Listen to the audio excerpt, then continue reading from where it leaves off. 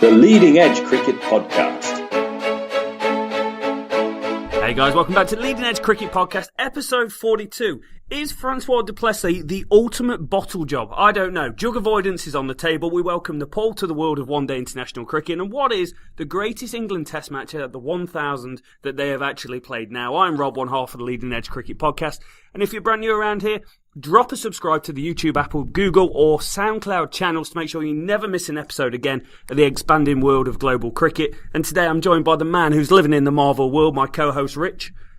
How's it going, man? You all right? Yes, we're very good. We're very good. And not only are we talking about all this great cricket around the world today, Rich, you've just been to see Ant-Man and the Wasp, or as I called it, Ant-Man versus the Wasp. They're already feuding. How was it? It was great. Just give me more. Just give me tap into a vein and just keep pumping them films in. Love it. Love it. No spoilers. I can't talk about it. It was good though, as expected. It was good. Yeah. It was better than the first one. Because I thought the first one was okay, but it was a scene-setting film for the second one. Sit yourself down in the corner and shut up. You've clearly got too far behind in the Marvel world. I tried to give you all these tips, but you've got too far behind and you're just not seeing things clearly anymore. Oh dear, Bobby, what are you doing? What are you doing? So today we're going to cover off a whole heap of stuff. Coming up in the next few days, the day that the game finishes between England and India in the first test match, there will be a review of the first test. But for now, we're just going to touch base and see where we are after a couple of days cricket and what, Rich, has got to be quite an enthralling start to the series. Absolutely, mate. I mean, I don't know how much you've been able to catch down in Kiwiland, but 21 wickets in 2 days. I mean, that's the first thing you've got to say. The first morning, when the spinners look like they're going to take advantage, you're thinking, damn, they're going to be wanting that fifth day spinner, aren't they? Or, both teams would have been kind of ruining their selections and maybe thinking, surely we could have squeezed Ali in with Rashid and maybe Jadeja in with Ashwin or even Yadav, isn't it? Yeah. Obviously at that point, thinking, maybe this is going to be a spin game, but it's been a strange one so far, hasn't it? I mean, I'd say it's very much on as even at this point, as we're saying this at the end of day 2. England are leading by 22 runs, 9 wickets remaining. Cook, what were you doing? He's basically been dismissed twice in almost identical fashion by Ravichandran, Mr. Ashwin. He's bowled him twice in the game, Rob. Just hang your head in shame, Cookie. I mean, Ashwan's bowling. He's bowled Ashwin? Ashwin has bowled beautifully in this test so far. 1 for 5 off 1.4, and in the first innings he got 4 for 62 off 26. He is the strike bowler for India at the moment. But yeah, strange test match. Opportunities have been there for both teams to really put the foot down and take charge of this game. But neither has done it yet. England's first innings, Rob, first off, I think we've got to say, we've seen this before, haven't we? We've seen this sort of innings far too many times before.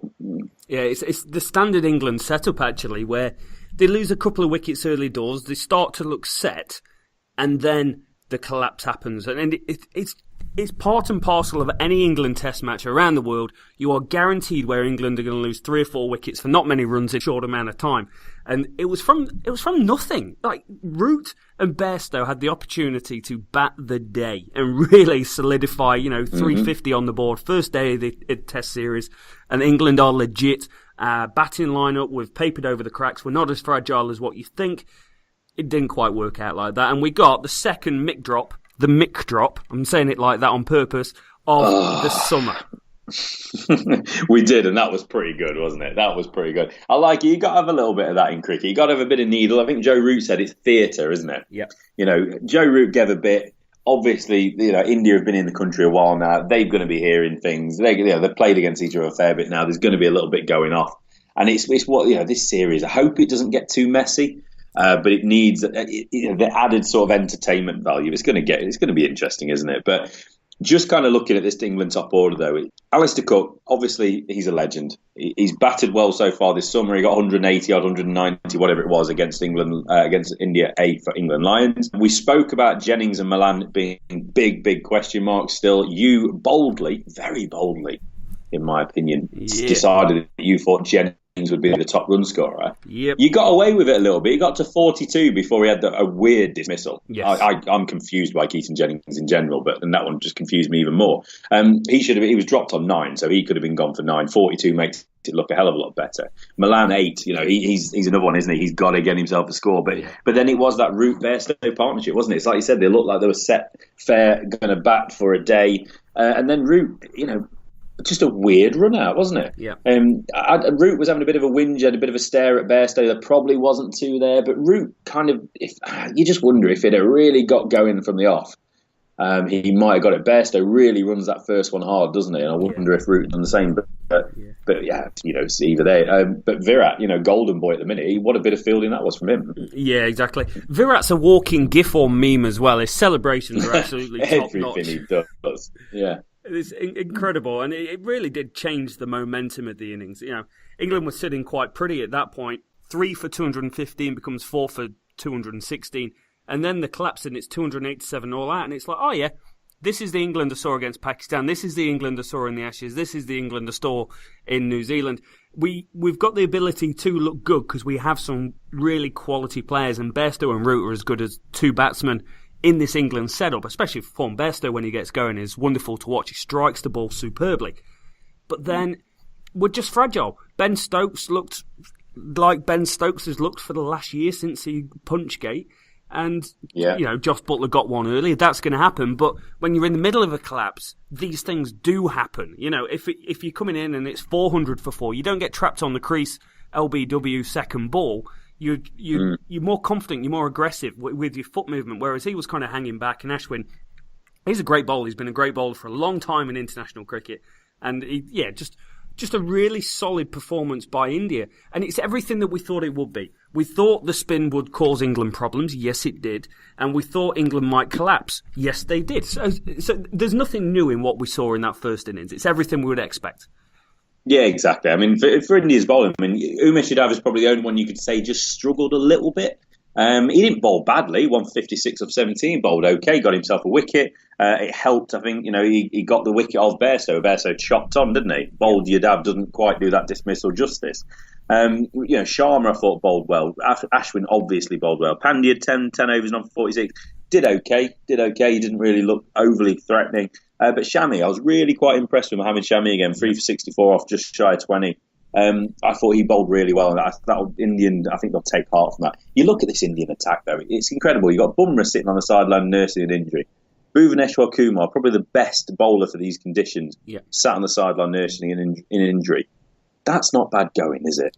When they've got two, those blokes could be opening the bowl in the next 2 or 3 Test matches, depending on fitness. Yeah, I do think they will question this Hardik Pandya selection.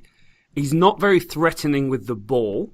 He does give them a bit of depth in the batting lineup, coming in at 7, but Ashwin can bat 7. Ashwin is a top batsman at Test level. He'll average 25 over his career, maybe even 30. So you could push Ashwin up the order and bring in another spinner or another seamer or another genuine batsman, however you want to play it. I think he would be the one that doesn't quite fit this Indian team for me. Well, the obvious one, you wouldn't even need to put Ashwin up the order, would you? It would be Ravinder Jadeja would have come in as the alternative, wouldn't it, if he'd have gone with 2 spinners, perhaps? Take away Kuldeep Yadav for a second.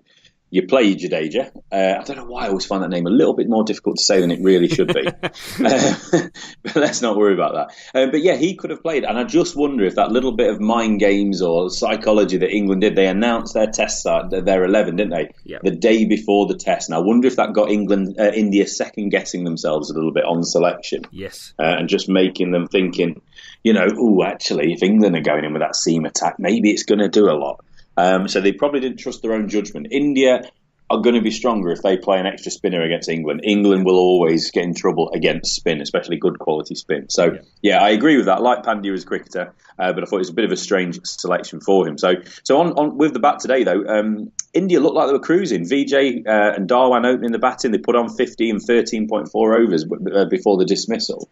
And I'm just going to have a dig around here, because I did a little screen grab of it, and I just love this tweet from somebody that follows us. We're going to give a little tip to Amitesh, @_Amitesh Singh_. at 12:06 English time today, should have scheduled a 5-test series against Essex instead of this glorified county side.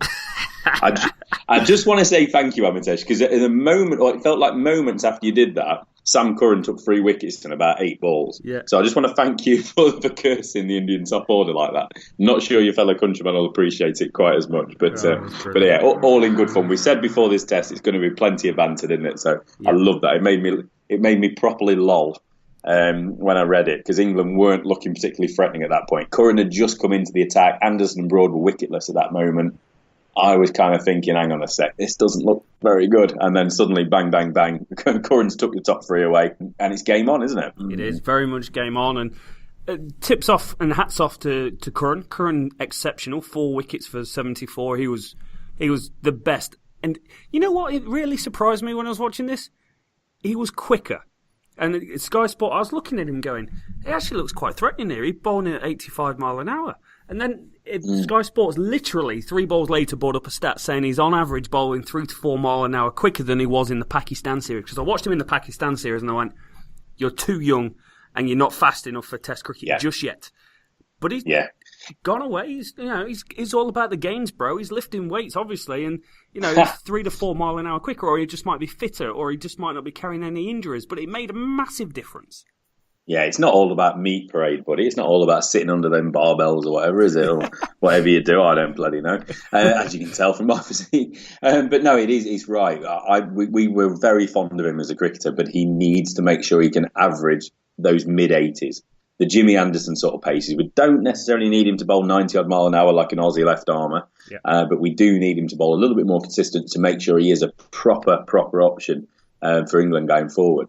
So I was pleased as well to see that. And he seemed to get his tail up, didn't he? The confidence came when he got the wicket. Yeah. The confidence started coursing through his veins, didn't he? He started running in a bit quicker. The ball was coming out. And you know what it's like when the confidence is there. You can get your pace up a little bit, can't you? Your consistency goes. Yeah, I just thought it was really interesting as well. I don't know if you saw, Mark Atherton brought up a brilliant stat on the coverage today. Every other Test-playing nation has a left-arm seamer that has at least 100 Test wickets, barring Zimbabwe, Bangladesh, who haven't played enough games. Yeah.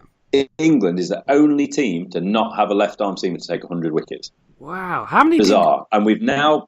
Sorry, 1,000 Test, 58 wickets. I remembered that one because I darted in on that one. 1,000 Test matches. 1,000 Test matches. And a witch of a bowler has not taken that many wickets. Wow. Who was it? Who was the top? Sidebottom had 78, and it was something else to do with Nottinghamshire. I remember it going, there's two Notts links at the top. Yeah. Well, who was it, Rob? I don't know. I actually don't know. I'm surprised Sidebottom didn't get 100 wickets. Sidebottom was integral and exceptional for England for what felt like a couple of years, really. I'm really surprised he didn't get to 100 Test wickets. He started late, didn't he? It was only after his move to Notts from Yorkshire that he actually started getting a bit of credit and a bit of notice from England and got his place, which is the same as Graham Swan, wasn't it? Yeah. It's got to be said, it was Bill Vose, as in Larwood and Vose fame. Oh, wow. If you're from Nottinghamshire, if you know anything about Bodyline series, Harold Larwood was a famous England fast bowler. From just down the road. I don't know, mate. I actually don't know. Lord and Vose, whenever I think of that, I think of cricket and I also think of the pub next to Trent Bridge, so I actually don't know the answer. Well, Larwood, he played down in Kirkby and Ashford, didn't he? Kirkby Portland, who Newark have played against over the years. Wow. Well, there's a place. Scored my first ever century at Kirkby Portland when I was 15. There we go. Good lad. Fair enough. Gave it the big... who was the West... Sarwan, who used to play for the West Indies. I gave it the big Sarwan celebration with the bat pump. And it wasn't a very good looking 100, but it was 100 nonetheless. Very, very short, straight boundaries. I've just got to add that there. Yes. But yeah, it was Bill Vose. So obviously lives in the shadow of Larwood, but they were a great Nottinghamshire player over the years. But yeah, that was we have an aside there. But yeah, no left-arm bowler, seam bowler, taking 100 Test wickets for England. Sam Curran. Every opportunity, every chance. He's looking pretty good. They like him. He's only 20. They like his batting as well. Second test if Mr. Stokes misses out, because his court appearance is about to start after this test match, isn't it? For his older fray charge. So if Stokes misses out, you'd imagine Curran would probably take that Stokes role and they'll bring another bowler in. Yeah, that's a really, really nice segue, that, Rich. Well Good. done. Professional segue in. And the question is, who do they bring in if Stokes can't make the test match? I was looking at this and I was going, this is England. End of summer. Conditions might change. It might not be the heat wave that we've had or you guys have had. So I would expect them to bring in someone like Chris Woakes.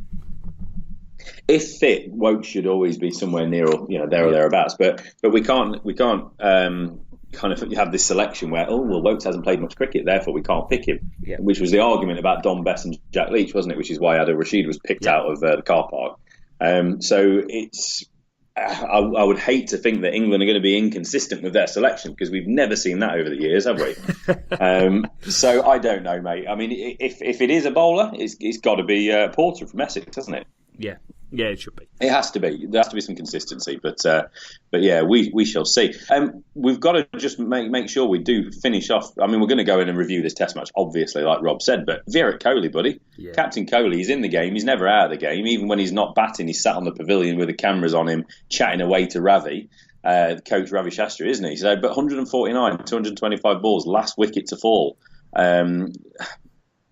Incredible knock. I mean, what an unbelievable knock. He's won the first round of the Root versus Kohli battle, hasn't he? Yep, exactly. It was touted, there's been so much made of his failures in England. And that is purely down to the fact that he's been so good over the last 4 years. He averages 65 to 75, somewhere in that margin over the last 4 years of Test cricket. Scored runs every single continent and around the world. And this was the blemish on his record that he was looking to come back and right some wrongs. And it was a real challenge for him. I caught most of the early parts of the cricket where it was a real battle for him. England was spilling catches left, right and centre, FYI. We'll get into that when we do the full review. Like, what the hell's going on there? But Kohli was measured. He looked a better player than he did 4 years ago. He seems, for me, my observation, he's playing the ball slightly later. He's playing it more under his eyes. He's not pushing at the swinging ball quite as much. So he's obviously gone away and done some work and reaping the rewards. And you could see the determination and the grit on his face. And when he got to that 100, how much did it mean to him?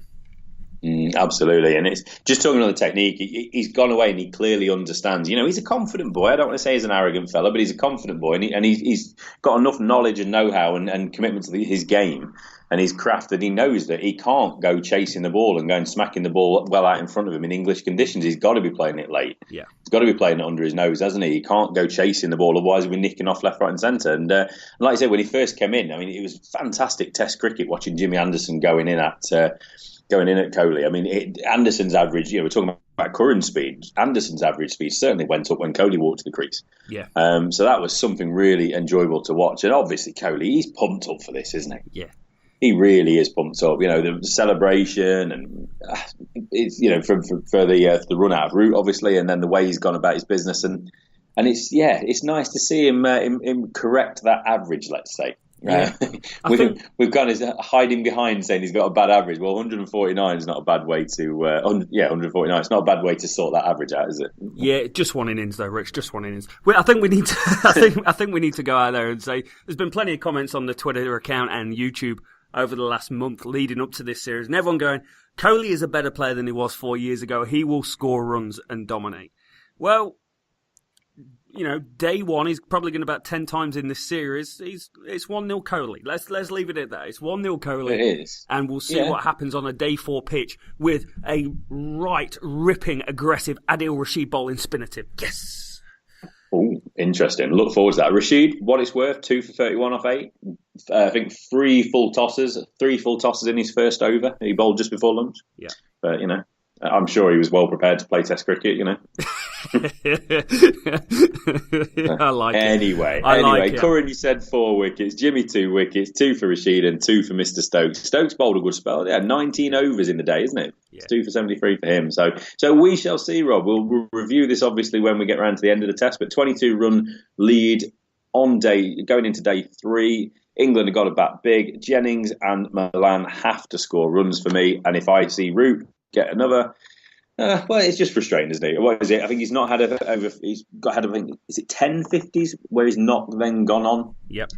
10 or 11 50s now. Obviously not just the last 10 innings, but 10 or 11 50s where he's got it between 50 and 99 or whatever. So If all those things come together, if Jennings and Milan actually score some runs, if Root can get himself a ton, then it's game on. Yeah. But India will be very, very excited, and they'll be looking forward to getting stuck into this England side tomorrow morning. Yeah, looking forward to seeing where it goes and looking forward to reviewing it in a couple of days, mate. So there's a couple of bits of news coming out of the England shop as well. You were talking before we came on air about some selectors, a bit of news, a bit of change.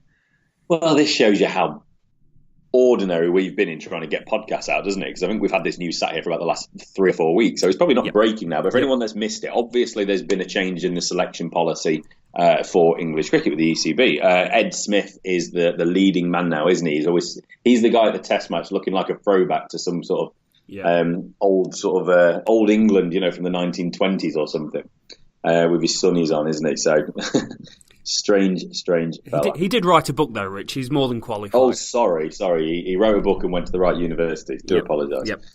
Anyway, so he's going to... little James Taylor, Titch, if everyone remembers him, he would have probably been sat in this middle order of the England side, and that would have been one question we would not have been asking. If he was still fit, hadn't had the heart issue. But anyway, he's been around the game. His health's... It is what it is, but he's obviously in a good position. He's been named as a full-time independent selector, and he's going to work alongside Ed Smith. So Ed Smith, national selector, JT as the full-time independent, and then they will form a 3-man panel with England coach Trevor Bayliss. So that is how they are now selecting England sides. Taylor, just a quick one, he says he's always been deeply passionate about the game. Will bring all of my energy and experience from the Lions, domestic cricket, and the international test and white ball game to this task. So... personally, just on Taylor first, I think that's brilliant to have him back in the setup. Yep. Obviously, I think with his problem, I'm not sure coaching and all that sort of stuff was probably the right move for him. Maybe a bit of kids coaching or whatever. Yep. But this is brilliant, and just really, really do hope that it's a success for him. Yeah, definitely. He's done a couple of different things. Bit of coaching, bit of commentary on the side. He was even the commentator for the Ashes cricket game on PlayStation 4 and Xbox. So he's definitely getting himself around. I really want to see a tweet from Kevin Peterson saying what he thinks of James Taylor as a selector, because he was very, very vocal about the fact that James Taylor shouldn't have been in the England Test team and wasn't good enough for it. So interesting to see his thoughts. But for me, I really like James Taylor. I liked him when he was at Leicestershire. I liked him even more when he was at Nottinghamshire. And I do think that he could have really etched out an England career. When he got going, although he was small, 5'3", 5'4", whatever he was, a pint of beer, he was a very good player, and he could hit the ball incredibly hard, work it around. Almost a little Joe Root-esque at times, the way in one-day cricket especially, where he could work the gaps, but he never quite evolved into that role in the England team. So happy to see that, happy to see it growing. And you also spoke about upgrading the scouting system. That seems to be getting wider as well. Yeah, absolutely. Yeah, so initially Taylor was named as a scout, but obviously he's then realised that he's actually going to take that top role or second to top, let's say, to Ed Smith. But they've also named some other scouts. So Marcus Trescothick, Glenn Chappell, Lancashire seamer, if you remember him, Steve Rhodes, Richard Dawson, Chris Reed, another ex-Notts guy. He's going to be one of the permanent scouts now. And Jonathan Trott, I believe, as well, is one of the names mentioned as well. And Trott. Do we have to have him, really? Yeah. So talk to me about Jonathan Trott. What's your gripe? It's a little bit of an irrational hatred of him, but he was a cracking player. I mean, I was at Brisbane the day when him and Cook and Strauss put 500 on in the second innings against Australia, 2010-11 Ashes. So I have a fondness for him for that day. He scored runs. He was gritty. He was a nice guy to have on your team, but my God, he was difficult to watch at times, wasn't he? Yes. And he pissed me off as well in the fifth test at Sydney when we were all celebrating the Ashes win in 10-11. I just shouted over. He was just walking in front. I shouted over. He was right in front of us near the front. Yeah, just look up, get a little pick, one of those things. And Paul Collingwood was chatting to the Barmy Army guys. Yeah. And just a bay across, and Trott looked across and kind of just gave a polite shush. He was like, you're kidding me. You're kidding me. Sure, I'm on your team. Exactly. It's like, I'm not officially part of Barmy Army, so therefore, yeah. It's like, oh, man, I was not happy about that. So the guy's a dick. Simple as that. So, you know what? That'll put my back up as well. Oh, mate, honestly, I went 4 test matches. We drove all the way, we flew as well, but, all the way around Australia, supported England. God knows how many days on each test match. And to get some little South African to give me that when England just won the Ashes wasn't amused. It still hurts today. I can hear it. Oh, it's brilliant. I thought you'd enjoy that story, Robert. If it's any consolation, the story's just made my day. So. Well, considering you've probably not slept in 2 days, that's it's a long day. Yeah. I'm happy to have been assistance, Rob. Thank you. So yeah, that's good news. Love the fact that James Taylor's involved. Trescothic legend as well, and Chris Reed goes without saying what a guy he is. Moving up, kind of carrying the thread on with England. It was announced not long ago that England are to play a Test match against Ireland. Yeah. So I'm going to say something first, and obviously we will touch on this in a moment, but they're going to take on Ireland in a 4-day game next July, prior to the start of the Ashes series. Jam-packed next summer. Pakistan are back in the UK for some white ball cricket before the World Cup on 30th of May. And then they will play a 4-day game.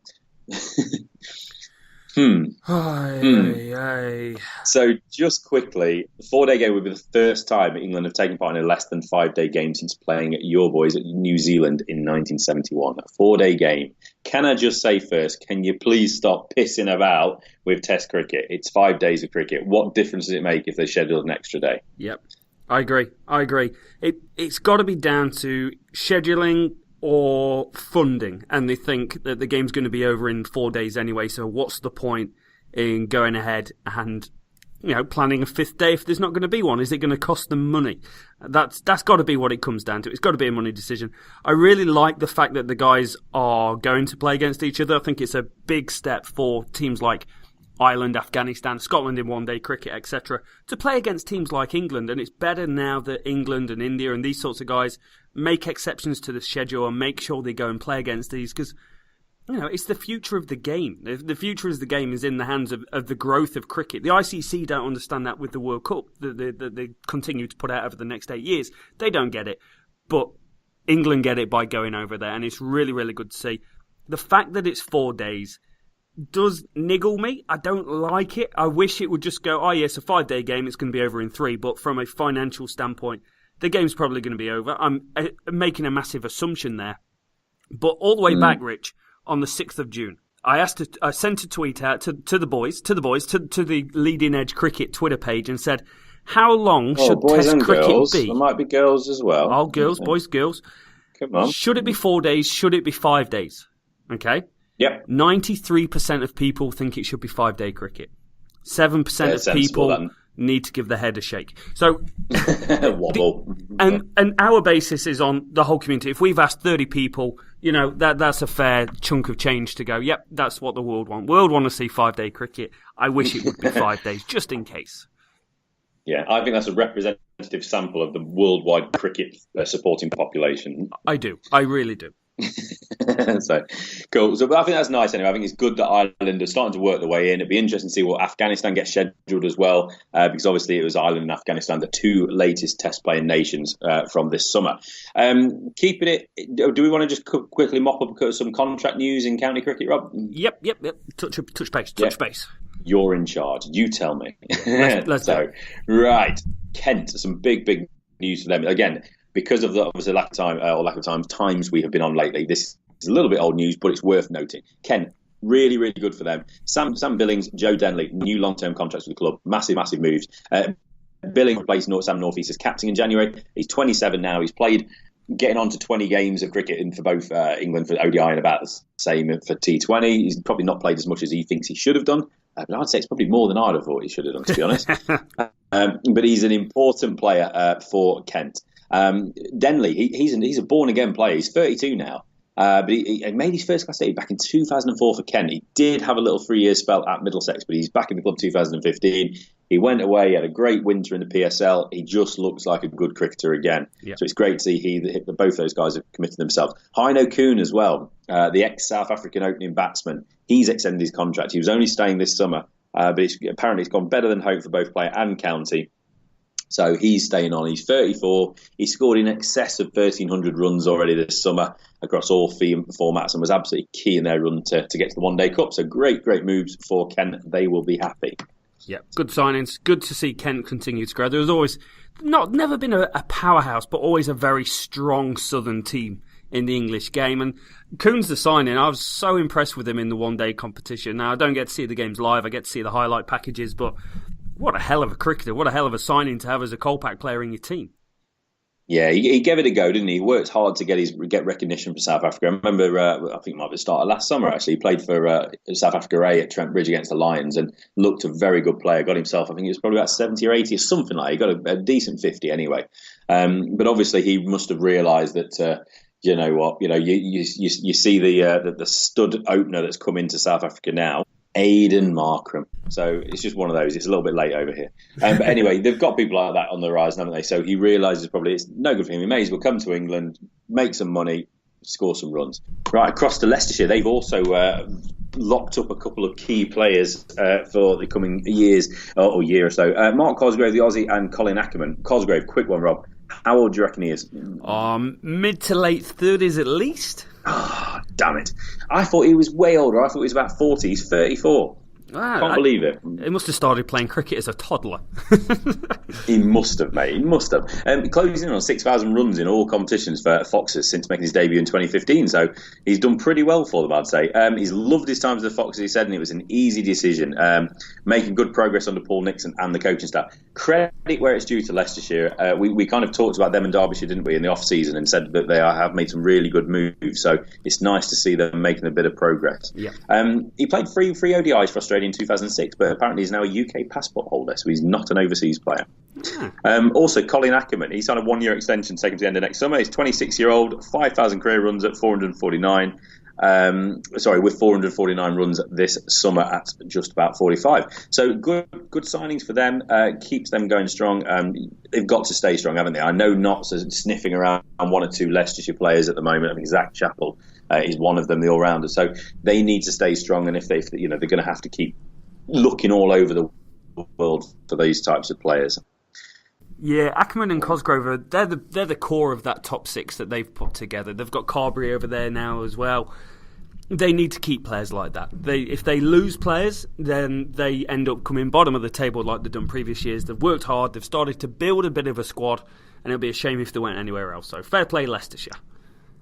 Absolutely, mate, absolutely. Right, so away from county cricket, back to the international arena, we have a new ODI nation, Rob. Yay. Exciting. Yes. Nepal played their first official ODI in the Netherlands earlier this week, August the 1st, so yesterday actually as we speak. So it was a result for Netherlands though, 55-run win for the home nation against Nepal, but it's great to see these nations playing more and more cricket. Yeah, really, really good. Interesting game, Netherlands picking up the victory, but for Nepal, it's a huge, huge step.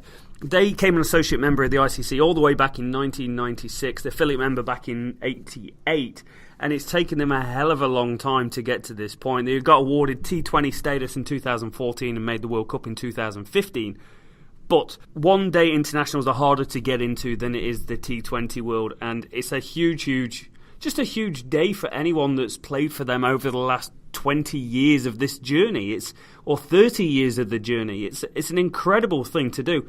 And yes, they've lost the game, but if you look through the scorecard, they've not been outclassed. They may have been watching England at points to look at how to have a batting collapse, but they've not been outclassed where Netherlands have gone and scored 350 and they've been bowled out for 100. No, absolutely, yeah. It's nice to see they've done all right. There's been a lot of cricket being played by nations such as Nepal in the last few months, hasn't there? So it's they're playing the qualifiers, etc. So they're plenty fresh enough, aren't they? And it was only really down to a really good all round performance from Michael Rickwood, man of the match, 51 off 76 in the middle order, and then a 3 for 23 off his 10. Fantastic performance from him, really, that clinched it. But Nepal, they've got some players. Sandeep Lamichan, the 17-year-old, he's going to be 17 forever, isn't he? By the way, yep. This lad, because every time we say his name, we're going to go 17-year-old Sandeep Lamichan. He's there for Nepal. He only got himself one wicket, but they've got players that they can start building teams around. So it's really, really good. Jayendra Malla got himself 51 at the top of the order for Nepal as well, but it just fell apart, didn't it? They started pretty well, 3 for 87, 4 for 87. 5 for 94, 6 for 104, 7 for 122, and then 122 for 8, 9, 123, and 134 all out. So proper collapse. A club cricket collapse, I think we'd call that one. Yep. But it's nice to see them making way and joining the World ODI community. Tomorrow sees the second and final ODI at the same venue, Netherlands-Nepal. Can Nepal make it 1-1? Who knows? Who knows? It's great. Anything like this really makes me happy, and it is the growth of the game. You want these teams to play at the top level and get status and be able to play against some decent teams. And how good would it be? Nepal make a World Cup? Oh no, they can't. Sorry, only 10 teams are going to be there, Rich. Burn. ECB, ICC burn. Sorry, mic not drop. ECB, ICC burn. Not mic drop. No mic drops. Just a mic drop going on there. Right, Rob, I think we need to start bringing this to an end today, don't we? And then I know we've got some cricket that we really want to get stuck into. One of those is South Africa against Sri Lanka. At the start of this podcast, you sort of just out of the blue just character and assassinated Francois Du Plessis, the Mansfield Hosiery Mills overseas star. You just went in on him 2 feet, Rob. What was all that about? Well, no one right. Okay, everyone plays in the team. Everyone plays for each other, and everyone goes to the bar after the game, has a beer. Whoever gets 50 runs, well, they go and buy a round, or they might buy a jug, or they might do something special. Well, Francois Du Plessis is obviously having a hard time at home and saving his pennies because the tour of Sri Lanka has been absolutely incredible. 49 and 48 in the Test matches. There's 2 jug avoidances. Yep. Get the sound effects out. Went on and played 2 one-day internationals. 47 and 49. I'm like, dude, since when did you develop a stutter in the 40s, and since when did moss start coming out your bloody wallet? It's pretty dodgy, isn't it, of him? I was wondering where you were going to go with it, because I was looking at the scorecards and thinking, well, actually, for South Africa, he's actually the most consistent performer. He's played pretty well. Yes, he's not gone on and made a big score. He's like a Diet Joe Root at the minute, isn't he? Diet Joe Root. Now, there is the comment. Oh, that's wonderful. A Diet Joe Root. I don't just get out in the 50s. I'm a Diet Joe Root. I get out in the 20s and 10s. Well, in the 40s, I was going to say, but never mind. But yeah, we'll definitely go into this in more detail, but it's probably just worth noting Sri Lanka 2-0 in the Test series. Dimuth Karunaratne, man of the match in both games. Yeah. Big wins for Sri Lanka. The ODIs, we've seen a win for South Africa in the first ODI, and we have seen a win for South Africa in the second ODI. So it's finally balanced. We'll get stuck into that one. But yeah, that's your issue with Mr. Du Plessis at the minute. That's understood. Fair enough. Get yourself a 50, pal. I'm sure he'll listen to us. I'm sure that'll motivate him forward to get over this big hurdle of his. It will. So we've got 2 minutes left of the show, Rich. And England are due to play their 1000th, or are in the middle of their 1000th Test match ever. And BBC website done a great job highlighting about 10 games in detail and about 16 games total of what is the greatest England Test match of all time. The results have come back through. Yeah. Now, I find things like this very hard because there's only so many Test matches that we've seen in a lifetime, and I can only go back to about 1990 when I first started watching cricket, and they're the ones that I can really judge. Yes, there's Botham's Ashes in Headingley in 81. I wasn't there, I wasn't alive, I didn't feel the nostalgia. However, it's always something that's kind of hung over England cricket like unfortunately for me, like a dark cloud, because it's something that we've never aspired to until the 2005 Ashes. It was always we were that good and now we're not quite this good. So I just want to take 2 minutes and go, Rich, what are the 1 or 2 Test matches in the 1000, or the ones that you've been around that kind of goes, that is the Test match for me, that's my favourite? Yeah, it's a tough one, really, isn't it? Because sometimes it's spells at bowling, or innings with a batsman, or days of cricket that are the things that really stand out. I mean, you think about England against Australia at Trent Bridge not too long ago, 2015, with Stuart Broad's 8 for 15, dismissing Australia for 60. I was sat there, frantically going from my phone, finding out what Australia's record low dismissal was. And just seeing the banks or the blocks of the Australian touring public just sat there looking as glum as anything, which was beautiful. So that one's definitely up there for me. Obviously, everyone's going to go back and look at that 1981, the Botham's Ashes. I was born at that time, but I certainly didn't watch it. I was only 2, so I've got no idea. The 2005 Ashes series, the Edgbaston game, that England finally dismissed. Was it Kasperowicz, wasn't it, on the last penultimate ball almost, wasn't it? Of the day when it looked like there was going to be an unlikely victory, Warney and Brett Lee and all that, and there was a famous Flintoff and Brett Lee handshake at the end. So they're probably up there. For me, it's just a personal one. I've been overseas to watch England play a few times, and it took me quite a while to see an England win. We saw a few draws, but the first win I saw was in the 2010-11 Ashes series down under, and it was a win at Adelaide. And I still can see that ball. Hussey top edging that ball up, Jimmy Anderson getting under it, and that turned it. We won the Test match on the 5th day, I think it was, and then suddenly the clouds opened. It was the biggest thunderstorm ever. So if Australia knew how to bat, they would have batted out for a draw that game easily with the rain coming early. So that made it even more sweeter. Yeah. But that one's probably for me, just for personal reasons. But I don't think you can look past the 2005 Ashes, really. Yeah, 2005 Ashes, especially, it engulfed the nation. Everyone was up. I can remember taking a sick day from work, and I rang in and said, "What's wrong?" And I said, "I've got Ashes fever. I can't go to work."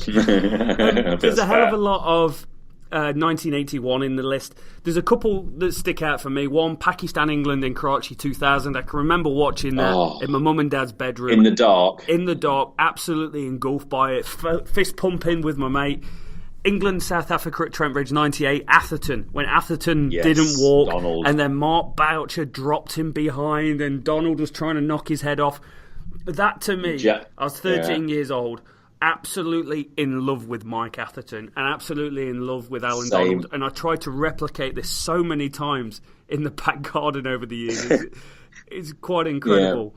I'm exactly. I've just got to say, I'm with you on that completely. Mike Atherton, I loved him as a player, and that was one of those early series, wasn't it? It really kind of got you into cricket. Yeah, big time. Yeah, incredible stuff. And then There's one on the list in the top 10. July 2009, England v Australia at Cardiff. Anderson and Panesar seeing off the Test match. I look at that and I'm like, meh. I think there's probably been better.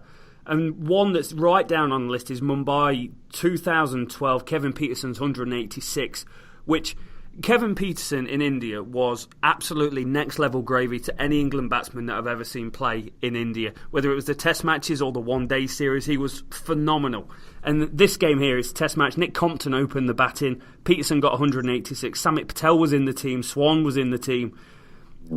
But it was a very good Indian team. Their attack was Zahir Khan, Ashwin was there, Harbhajan Singh was there, Yuvraj Singh was there. The batting lineup was Sehwag, Pujara, Gambhir, Tendulkar, Kohli, Yuvraj, Dhoni. It's a hell of a team. And England went on and won by 10 wickets in that game. Panesar got 6, Swan got 4, but to me, I can still remember watching Kevin Peterson smash 186 in difficult spin conditions, and the guy can play. The guy can genuinely play cricket. Can we stop talking about Kevin Peterson every week, please? I can't help it. Oh, my word. He's reintegrated into my mind. He's not in mine. I certainly wasn't born at the time, but 1933, Australia-England at Adelaide, the bodyline test. Larwood, who we spoke about earlier, pumping the ball into the ribs and the heads of the Aussies. They were not a fan of that, obviously, but it was all about Douglas Jardine, the captain. What a series. I remember I went to see a play set about this in Nottingham a while ago, and it was fantastic. Just brilliant stuff. Get your Harlequin cap on if you're ever in Australia. They're not a fan of that. But that's got to be well up there. It is. And I think, Rich, we need to put the pin in it for today. Anything else from yourself? It's been an action-packed episode. We've got the India-England preview coming up in 2 or 3 days' time, depending when the Test match finishes. Anything else you want to talk about? No, not really. Just Sri Lanka, South Africa, Bangladesh, West Indies. We've not forgot about you. There's also a greatest English Test team of all time I want to get my teeth into as well. So plenty more cricket to talk about. Finally balanced England-India Test match. Where does it go? I think England are just going to pull it out and get the win. But no, I think that's all good from me, buddy. Excellent. Thank you so much for listening, guys. You guys have been legends as always. Till next time.